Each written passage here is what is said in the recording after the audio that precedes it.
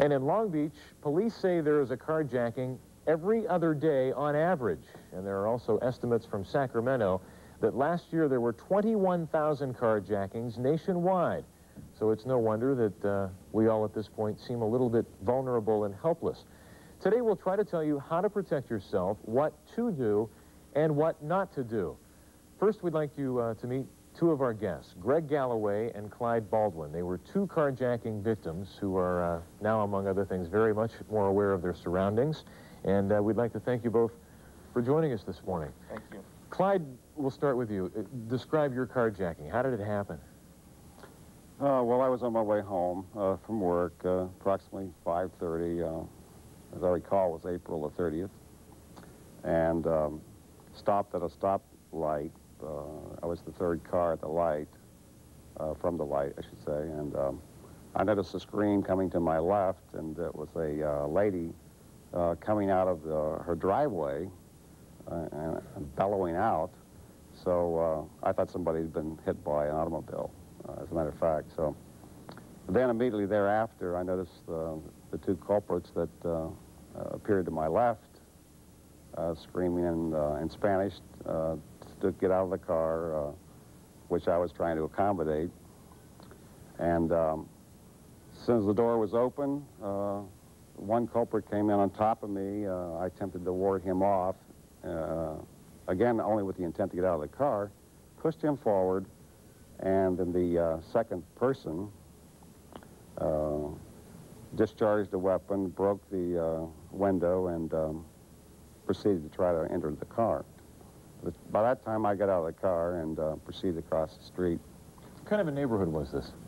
A very nice neighborhood, as a matter of fact. It's on the corner of Euclid and 16th Street, a very nice neighborhood. Was there another vehicle behind you? I guess what I'm there was heavy was traffic. your car boxed in? It was boxed in. I had nowhere to go. So obviously the carjackers had nowhere to go either once they got your car. Well, they did. They moved against traffic and turned onto Euclid Avenue, going in the opposite direction. So that was their plan. It wasn't a Phi Beta Kappa act, of course, but that's what happened. Greg, how about you? My situation's similar. I was coming home from studying with a friend, and I was in, like you asked, a nice area in West Hills. I had stopped in at a gas station, 10 o'clock in the evening, Sunday night, to get a candy bar, Coke, stuff like that. And as I walked out to my car, I was approached by a young male who asked for change for the bus. And I said, sure, I have some change for the bus. So as I looked in through my pockets in my jacket, I didn't have any change. So I told him I'd check in my car. So I turned around, walked back to my car, and at the time, the top was off and the windows were down. So I just leaned in and I was looking down in the little center for some change. And as I was doing that, I noticed him walk around the back of my car. And I didn't really think anything of it until I looked up from getting the change, and he was pointing a gun at me and, told me to get in the car with him. Then what happened? So, I got in the car with him, and he put the gun at my side and told me to start driving, do what he tells me, and, not to speed around because he didn't want to attract any attention to himself. How did this eventually resolve itself? Because it's a very different situation at this point than Clyde's. Clyde is clear of the car, the Right. suspects are gone. You got a gun pointed at you. Right, I'm in the car with him. And what happened was he was asking me for money to go to an ATM machine, things like that. And when I told him I didn't have any cash on me and that I didn't have an ATM card, he advised me to get out of the car. So he pulled over near an alley.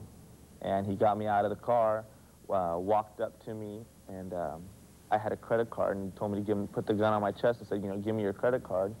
So at that time, I gave him my credit card. He said, start walking. And then right from then on, I backed away from where he was at. He got in my car and took off. Have they ever caught this? Yeah, they did. They caught him approximately 20 minutes after this happened. And Clyde, the suspects in your case were also caught, I understand. Yes, approximately the same time, 20 to 30 minutes. They were both apprehended. How do you feel about it now in retrospect? And having spoken with both of you, you have very different feelings. Mm-hmm. Clyde, how do you feel about the people who did this to you? Because it wasn't just a strong-arm thing. They had a gun pointed at you. I mean, your life at that point was in the balance. It was in the balance at the time, and all honesty, I didn't know that that I was being shot at.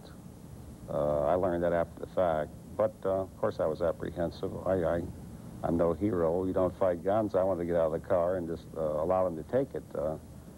As far as their motive, I don't know. How do you feel about the people who did it now? Well, it would be easy for us to say, you know, throw the book at the victim. Without all the facts, I'm reticent to say anything. I think we should force the law and let them take whatever. Greg, how about you? At the time when it happened, I felt angry, you know, at the person who did this to me.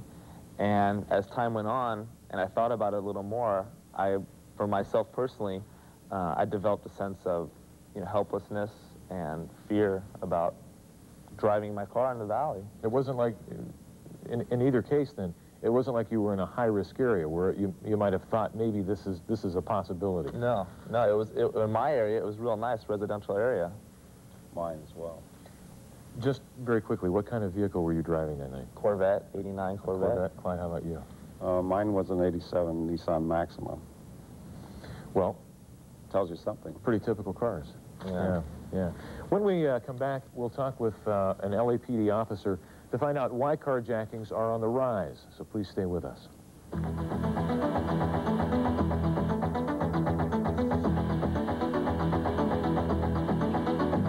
You're too busy for the discomfort of your period. Cramps, bloating, headache, water gain. You're not yourself. Advil and Tylenol only relieve pain. Do it right. Take multi-symptom Pamperin. Get yourself back together again. Multi-symptom.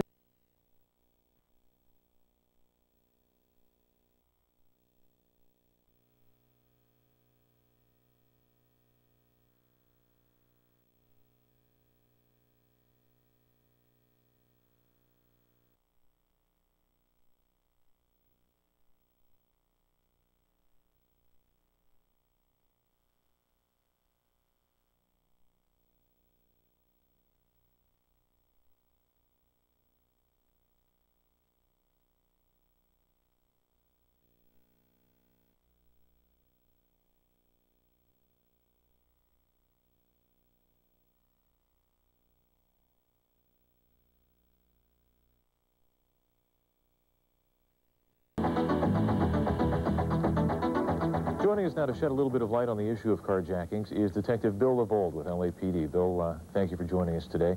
And I guess a good place to, we saw that statistic that carjackings, basically, nationally speaking, at least according to one national figure from Sacramento, 1 out of every 3 carjackings is in Los Angeles or in the Los Angeles area. And it seems like over the past few years, we've seen this crime just explode. What are some reasons, do you think? Well, we have a lot of cars in LA, and we have a pretty good population, too. So we're going to have the preponderance of crime. And crime such as carjacking is receiving a lot more publicity via the news media. And a lot of the cars that are being stolen are those that your routine old car thief we used to have in the street that would sneak up at night and steal your car. He doesn't possess that talent. So we're getting a lot of thugs out there, a lot of, we call them just plain robbers. And they come up with a gun, put it in your face, and take your car. So it doesn't require a great deal of expertise.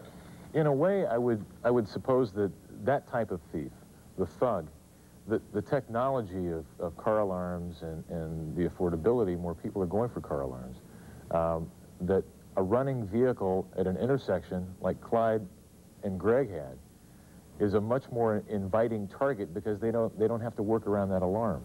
That's true. Yeah, and they know that, and that's one of the reasons why they do what they do. What happens to these vehicles in many cases afterwards? Because these two guys were both, I would assume, lucky in that within a half hour, the car and the suspect were in police hands. Follow through once the vehicle is stolen, typically through the course of your investigations. Where do these go? Are they headed for chop shops? Yes, and various other places. We've run across the chop shop where they need the parts, and so they need the car, a specific type of car, stolen to order. They would call up the crook they know. Say the car thief who can't steal say your Lexus or late model Mercedes, he may call up a couple of gangbangers that he knows, says to them, I need this car. He may have even already spotted a car. Tell him where it is and what time you saw the car parked at a certain location. That person or persons may then go to that location, find the car, wait for the victim to come back, and